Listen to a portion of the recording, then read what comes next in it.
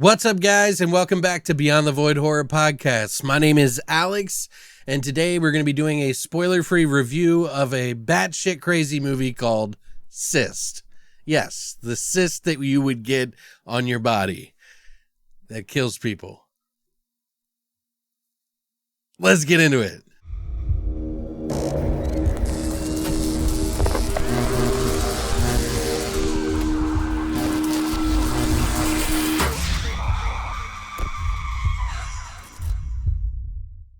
So if you've been around this channel for a while, you know that I like pretty weird films. In fact, I delight in them quite often. Sometimes these movies are fun and exciting. Sometimes they're weird and just weird. But I can get into all of them. I actually can enjoy a lot of different things from that. If it's done well, if it flows well, there's a lot of factors that go into it. But you always have to remember this is going to be a little bit of more of an indie film that is obviously trying to take the piss out of you and be fun for fun's sake. Cyst is no different. So what is Cyst? Well, Cyst is a movie that takes place in the 1960s where a nurse is having one of the worst final days of her career as a doctor inadvertently creates a cyst monster that goes on a rampage in the office, killing everyone. This, of course, is a movie that is not to be taken too seriously. Like, people who like The Witch are probably not going to like this kind of film. I like all kinds of different films, so therefore I can tolerate this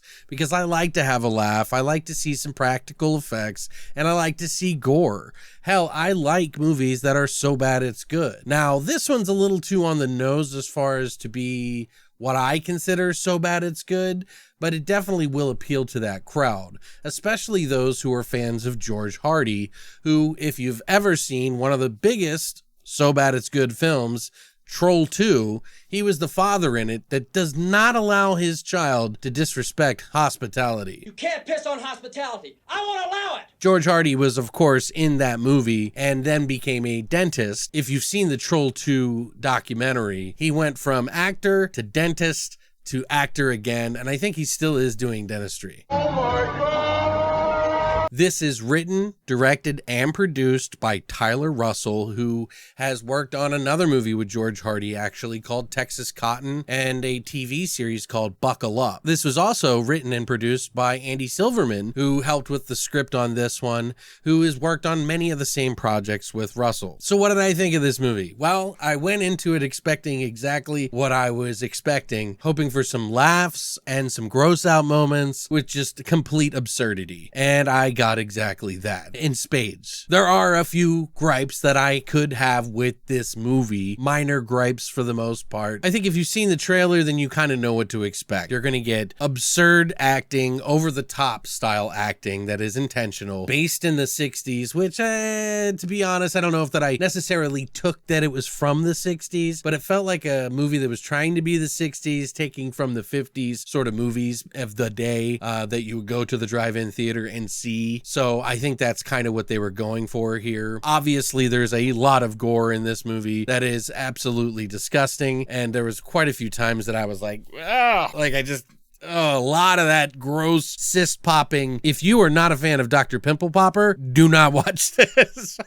Maybe this might not be as bad because it's a little bit more ridiculous, but there is some pretty bad gross out moments in this movie, along with a little bit of gore and some ridiculous monster effects, because by the end, this thing grows to ridiculous sizes and you can no longer take this movie seriously as if you could from the beginning. There's going to be moments that you will laugh, some moments you roll your eyes, some you might just stare at, and ones you'll be amazed at how gross some of this is. So it's got a little bit of everything in there. I think some people might be a little bit more critical on this movie, but I really don't know what they're expecting. There were some pacing issues in this movie that I felt like this could have been trimmed down to be a little bit tighter of a movie, but you know, they were trying to make a feature film, but I'm sure that the budget for these kind of things is pretty expensive, especially when you are doing a full body like monster suit and practical effects and all of this blood and guts and things that you would put into the movie. But it's a lot of fun, and I think that if you can kind of think back to the 50s and 60s of going to the drive drive-in theater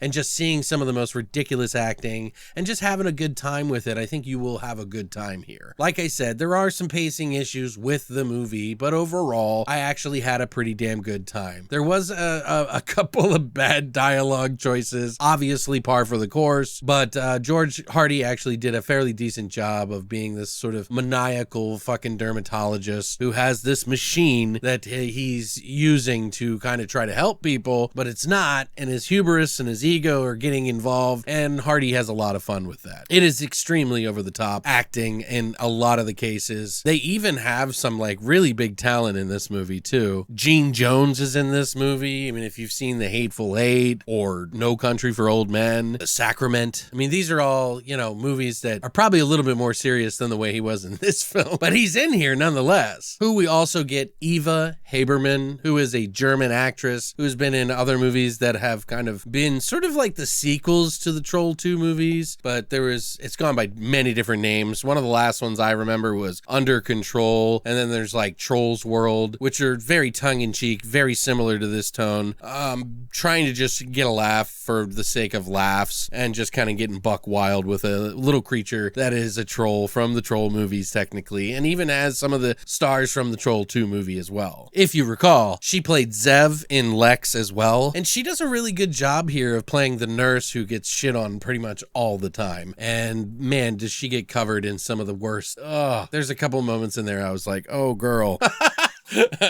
But yeah, like I had a good time with this. I wouldn't say this is like my favorite movie this year necessarily, but I definitely think for those of you who, you know, grew up and watched some silly movies like Full Moon or Trauma, or, you know, maybe some of those late 50s, 60s sort of style movies that were monster movies that you could see that were just a lot of silliness on the screen, I think you will get into this. It is probably about a 6.5 for me out of 10, which means it is above average. It kind of went for what it wanted to do, and it did it well. And, you know, George Hardy is actually kind of fun to watch on the screen. So maybe that's why the director wanted to have him in this one as well as Texas Cotton. I don't know. But the movie is not out necessarily for you guys to see unless you are in Germany, which they do have some German distribution. They're working on US distribution as it speaks now. I heard that directly from the director himself. So I hope that they get it so that you guys can see it soon.